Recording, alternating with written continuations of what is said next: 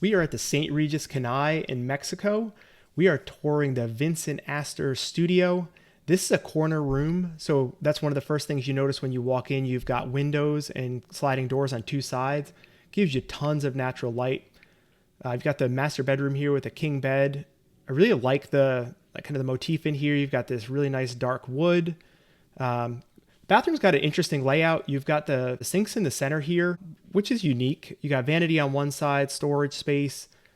Got this nice large soaking tub, walk-in shower. What I really love about this room is this outdoor space. This is where we spent pretty much all our time while we were here. You've got this hammock to lounge in. You've got your own private hot tub. There's outdoor shower. So there's tons of space out here.